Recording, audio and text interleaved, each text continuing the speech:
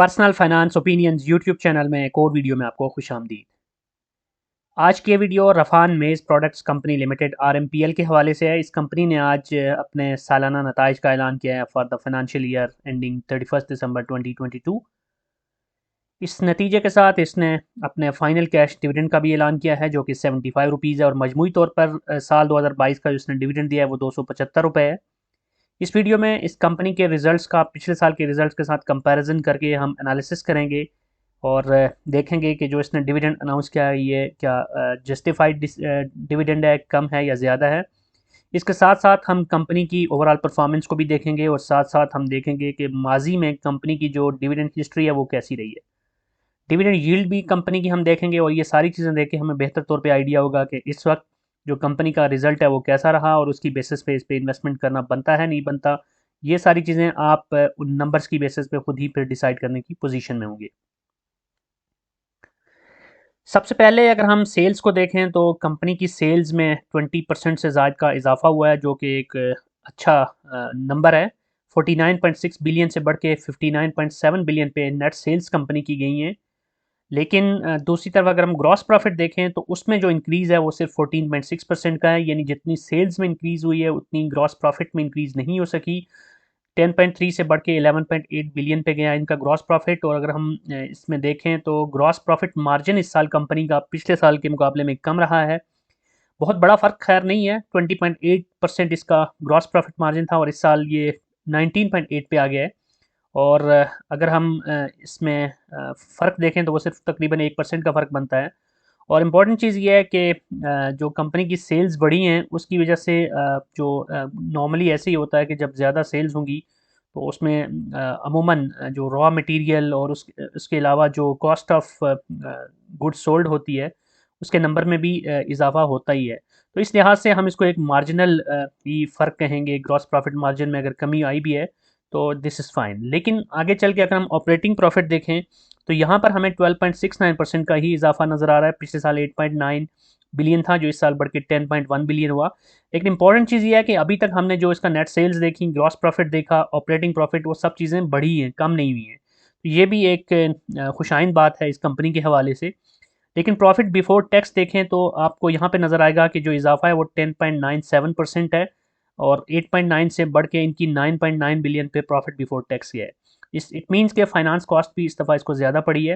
लेकिन अहम चीज़ जो यहाँ आपने नोट भी की होगी कि जो भी डिफरेंस है पिछले साल और इस साल का, अगर हम सेल्स से शुरू करें और फिर ग्रॉस प्रॉफिट पे, फिर ऑपरेटिंग प्रॉफिट पे और उसके बाद प्रॉफिट बिफोर टैक्स, जहाँ तक अब तक हम देख चुके हैं, मुसलसल इसमें हमें एक नंबर में डिक्लाइन नज़र आ रहा है। यानी कि जितना इसकी सेल्स बढ़ी हैं उसके मुकाबले में ग्रॉस प्रॉफिट कम बढ़ा है, ऑपरेटिंग प्रॉफिट उससे भी कम बढ़ा है और जो प्रॉफिट बिफोर टैक्स है वो उससे भी कम इंक्रीज़ हुआ है।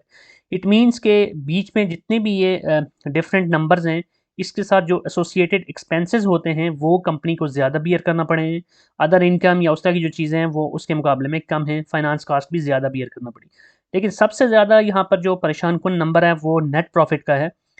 आपने देखा कि प्रॉफिट बिफोर टैक्स तक तो सब पॉजिटिव है, लेकिन प्रॉफिट आफ्टर टैक्स या नेट प्रॉफिट जो है वो 6.25 से कम होकर 6.17 बिलियन पे आ गया इस साल कंपनी का। पिछले साल के मुकाबले में तकरीबन 1.25% का डिक्लाइन हमें नज़र आ रहा है। तो ये हमें ये बताता है कि इस साल कंपनी को जो टैक्सेस हैं वो भी बहुत ज़्यादा बियर करना पड़े। ओवरऑल कंपनी के जो रिजल्ट्स हैं उसके ऊपर इसने बहुत नेगेटिव असर डाला। तो यूँ हम जब बॉटम लाइन पे जाते हैं तो हमें ये भी नज़र आ रहा है कि जो नेट प्रॉफिट का मार्जिन है वो 12.6 से कम होकर 10.34% पे रह गया इस कंपनी का। तो यही वजह है कि इस साल कंपनी ने जो ईपीएस अपनी शो की है वो पिछले साल से कम है। 677.46 थी पिछले साल की ईपीएस और इस साल की ये ईपीएस जो इनकी वो 669.02। लेकिन अहम चीज़ ये है कि परसेंटेज टर्म में अगर हम ये देखें तो कोई बहुत बड़ा डिफरेंस नहीं है, कोई बहुत बड़ी नेगेटिविटी हमें यहाँ पे नज़र नहीं आ रही इस कंपनी की ईपीएस में। सिर्फ 8 रुपए का फ़र्क है, 677 से कम होके 669। लेकिन जहाँ इसकी ईपीएस में सिर्फ 8 रुपए की कमी आई है, वहीं पे अगर हम इस कंपनी की जो डिविडेंड पे आउट है उसको देखें तो वहाँ पर जो शेयर होल्डर्स हैं उनके लिए थोड़ा-सा ये एक डिससैटिस्फैक्टरी नंबर होगा। आगे चल के जब हम इसकी डिविडेंड हिस्ट्री देखेंगे तो आपको ज़्यादा क्लियर होगा इस चीज़ का।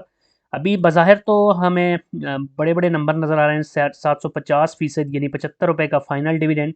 और इससे पहले 3 क्वार्टर्स में मुसलसल एक दफ़ा ₹100, दूसरी दफ़ा 50, तीसरी दफ़ा 50, यानी ₹200 2000% का जो इंटरिम डिविडेंड है वो भी ये कंपनी दे चुकी है इस साल में।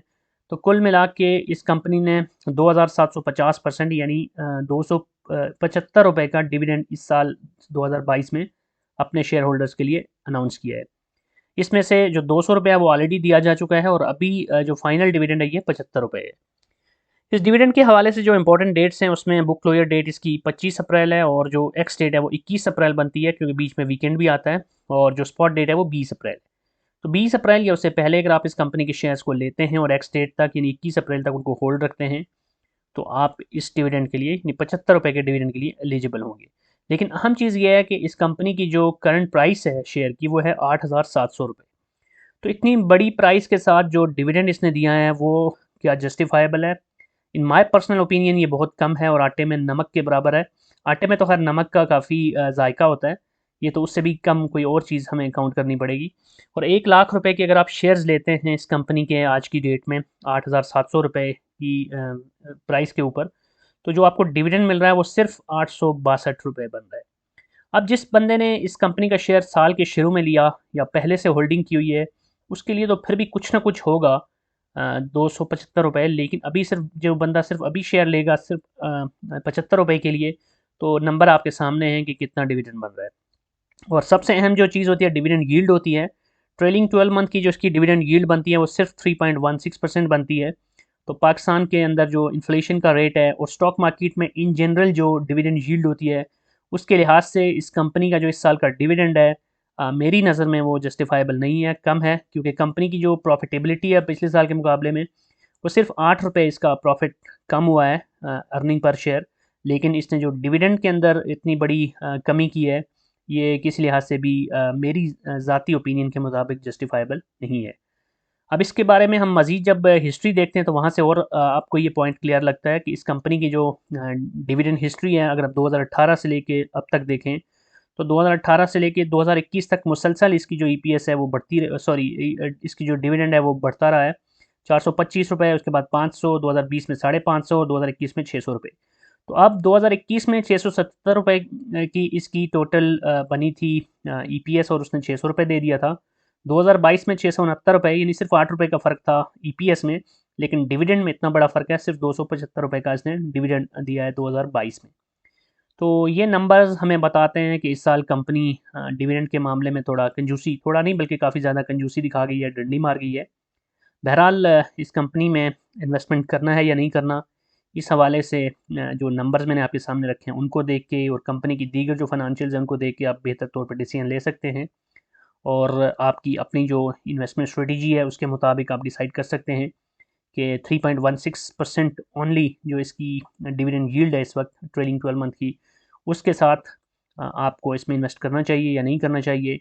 फूड सेक्टर की ये कंपनी है और इसकी जो प्रोडक्ट्स हैं वो तो हर दिल अजीज़ हैं, तकरीबन हर घर में इसकी जो प्रोडक्ट्स हैं वो आती हैं, और जो सेल्स हैं उसकी वो भी इंक्रीज़ हो रही हैं। और अगर देखा जाए तो अर्निंग के अंदर थोड़ा सा डिक्लाइन ज़रूर आया है, लेकिन उसमें जो फैक्टर्स हैं वो भी हमारे सामने हैं, जिसमें सुपर टैक्स हो गया, उसके अलावा जो इंटरेस्ट रेट मुसलसल बढ़ता जा रहा है तो फाइनेंस कॉस्ट कंपनीज़ को ज़्यादा बियर करना पड़ रही है।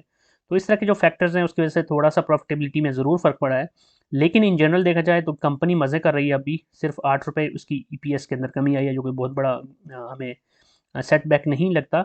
लेकिन जो शेयर होल्डर्स हैं उनके लिए एक बड़ा सेटबैक ज़रूर है कि पिछले साल या पिछले सालों के मुकाबले में इस साल जो इसका डिविडेंड है वो बहुत कम है। तो that's it from this video. I hope कि ये इन्फॉर्मेशन आपके लिए फूड फॉर थॉट होगी, और इस कंपनी के हवाले से बेहतर तौर पे आपको आइडिया होगा कि कंपनी कहाँ खड़ी है, इसने कैसा परफॉर्म किया और किस तरह का आपको बतौर डिविडेंड बतौर इन्वेस्टर डिविडेंड दे रही है। तो अगर आपको ये वीडियो पसंद आई है तो चैनल को सब्सक्राइब करना, बेल आइकन को प्रेस करना, वीडियो को लाइक करना मत भूलिएगा। और अगर आपका कोई भी कमेंट है, कोई भी फीडबैक है तो कमेंट सेक्शन में लिख सकते हैं। Thank you very much.